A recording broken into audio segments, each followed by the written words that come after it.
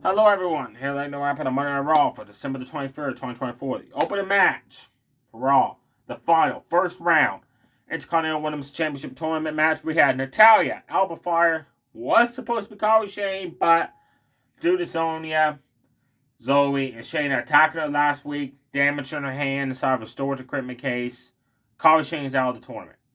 Sonya Deville approaches Adam Pearce as the match is getting underway, and she's getting ready to head out to the ring because she wasn't in the tournament. She thinks she's going to be the replacement. Adam Pearce says, "Why would I reward you? One of the free women that damaged Carly Shane's hand so she can't compete tonight, the spot. No, it's going to the other member of Damage Control, EOS Sky." So EOS Sky heads to the ring, bell rings, she jumps off the ropes. Don't know what she was going for, but Natalya bubble bombs her. That was awesome. Then Alba Fire pulls Natalya out of the ring, and I mean just drives her face right in those steel steps hard. Alba Fire places both women on top of each other, delivers a top rope swanton drop on them, applies the STF submission on Natalya, gets out of it, applies a sharpshooter. EOS Sky runs at her, uppercuts her, breaks that hold. EOS Sky jumps off the ropes, knocks down both women with a moonsault. Natalya applies a sharpshooter on both women. EO and Alba Fire work together, so now they will tap out, get out of the hold.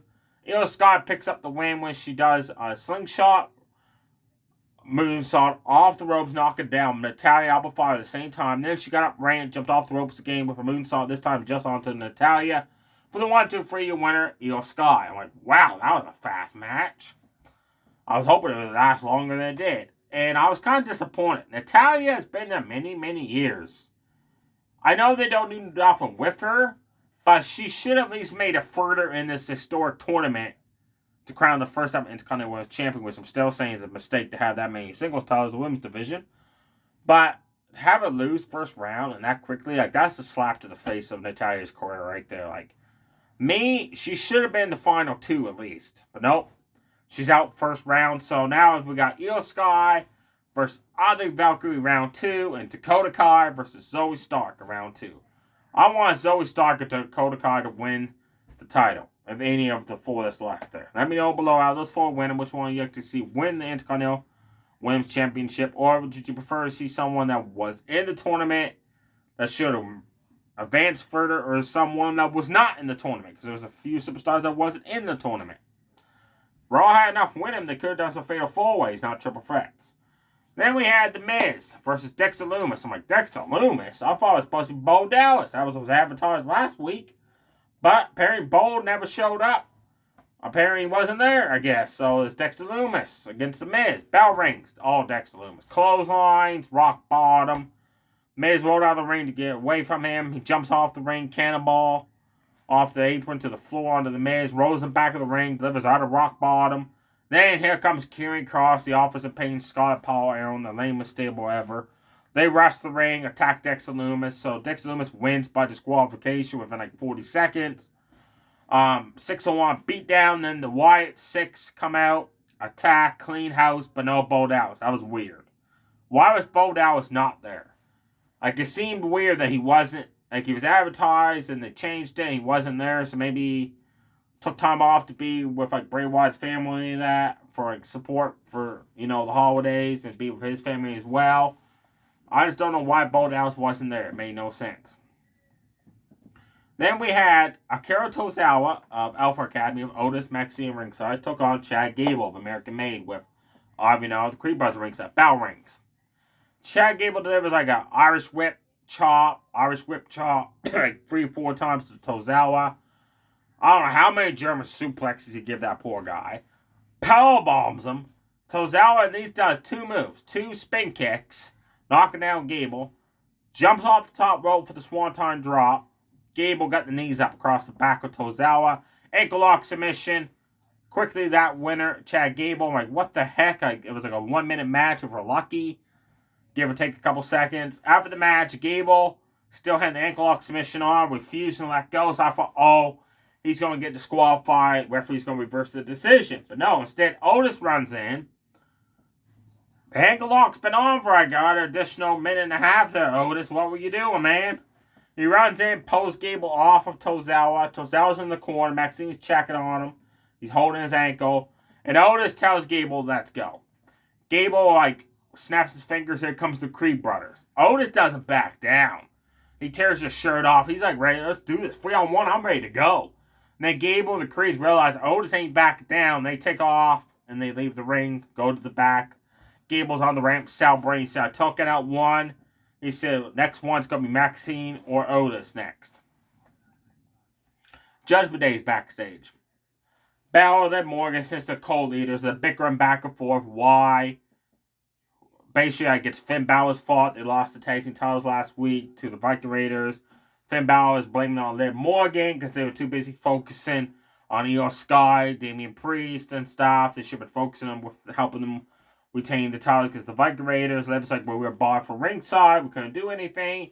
Finn Balor said that would never have happened if you paid attention to my game plan first. So Dominic gets up and says, look, enough of this bickering. I'm going to go get a match made with Damian Priest, and you're going to follow my game plan. So, bell rings. Dominic versus Damian Priest starts. Dominic jumps out of the ring to the floor, and he dares Damian Priest to come after him. Damian Priest ain't stupid. He knows something's up. So, Dominic gets in the ring, runs right into a big boot from Damian Priest, picks him up, sit down choke slams him, picks him up, delivers a clothesline, picks him up, flapjacks him, throws him out of the ring, flapjack on the announce table, which then breaks, and suddenly there's JD McDougal dressed up as Santa Claus in the front row. That's why Dominic was trying to get Damian Priest out of the ring from the get-go, because Judgment Day was scattered amongst the fans. Damian Priest attacks JD McDougal, beats him up. Then he goes like this, and he pulls up the apron, and there's Khalid underneath the ring. Pulls him out, starts stomping, punching on him. Then Finn Balor attacks from the crowd. And Judgment Day delivers a 4-1 beatdown of Damian Priest in the ring. Finn Balor gets at the top rope where they do the coup de grace while the referee are holding down Priest. And the Viking Raiders, your new Raw Tag Team Champions, run out. They clean house. They deliver a double team move on Dom Dom. They deliver a double team move on Finn Balor. They deliver a move on JD McDougal. Khalid got away scot-free from that. That was cool. Like, he's like, no, ain't happening. I ain't getting double team. He took off. I like Khalid. And that Santa hat, it was cool. It's kind of like a purplish hat. The Judgment Day call. That was cool. After the match, backstage, Damian Priest thanked the Viking Raiders for the assist, making the save. And he said, well, we did it first off because we want to thank you for helping us win the titles last week when you stopped Balor by purposely getting disqualified by using the steel chair. Secondly, we've got respect for you for leaving Judgment Day. He didn't leave Judgment Day. He got kicked out of the group anyhow. So they're making a group now. They're going to be there versus Judgment Day, and they're going to take out Judgment Day once and for all. Your main event, Sami Zayn against Drew McIntyre. Before the match, Jey Uso's like, are you sure you want to fight McIntyre tonight? You're not 100% for the beatdown for Sunday night's main event and for last week. Let me wrestle him first, and then you can have him next week. And Sami says, I got this. I got to beat him. I've never beaten him yet one-on-one this year. I got to beat him. So obviously main event, Sami Zayn versus Drew McIntyre. He also told Jey, stay in the back. I want to do this by myself. Bell rings. Sami clotheslines McIntyre out of the ring. Does like the moonsault off the ropes, but he fakes it, jumps back into the ring and poses. That makes McIntyre mad. Pulls Sami out of the ring and sends his face first in the ring post. Drives him face first in the steel steps. Sidewalk slam off the steps to the floor. That was painful as heck, it looked like. Even Sami was screaming in pain. Started delivering blows across the back. Overhead tossed him halfway across the ring. Sami fought back. Exploded suplex in the corner. Clotheslines. Went up on the top rope. McIntyre ran up and white noise off the top rope, doing further damage to Sami's back. Sami fought back again, delivered her Corona into a tornado DDT. That was awesome.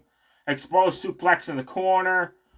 And he went for the Allura kick, and his back gave out on him. His back was too damaged. McIntyre claymores him out of nowheres.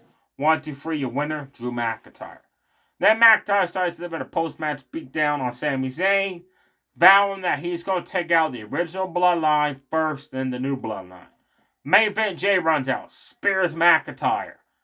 Gets up the top rope for the Uso splash. Suddenly, Solo's group shows up.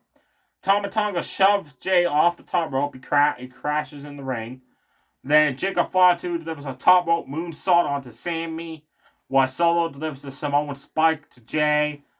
Solo's bloodline stands tall, and McIntyre took off, and he was smart. Like, I said I was coming after Solo on SmackDown.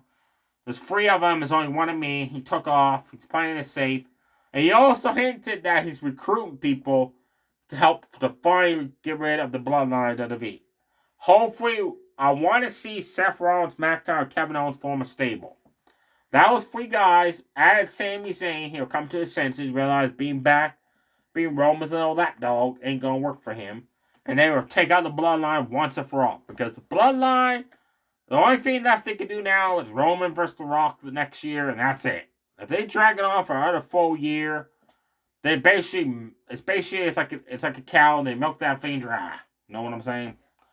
No matches announced for next week. NXT tonight, you got Christmas Chaos 4-way tag number 1 contenders match. You got I think it's a triple threat women's tag match. You got Stephanie versus Corey J 1-on-1, and there's 2 other matches announced. But they just didn't say who they were. And Ethan Page, apparently last week, I didn't see the segment, because my TV was kind of acting up a little bit. Apparently, it showed Ethan Page delivering a promo saying how he's going to walk away from NXT. He's crybaby. He's basically a wuss. He's crybaby. Because he lost the war title, he's on a losing streak. He just got there. You haven't been there for like even half a year yet. So, Javon Evans came out to try to talk some sense into him. He delivered a vicious chair shot to Javon Evans. So, Cedric Alexander has vowed that he's going after Ethan Page tonight. I don't know if that's just going to be a match or a segment. I don't know. There you have it, folks. Raw kicked off good with the triple threat match. Then they spent, again, way too much time talking. And the other 3 matches before the main event, you combine those 3 matches, you maybe get 10 minutes if you're lucky. I'm not saying something right there. That's how bad it was. They could have cut back on the talking segment big time. Stay safe, everybody. Too sweet. Bye.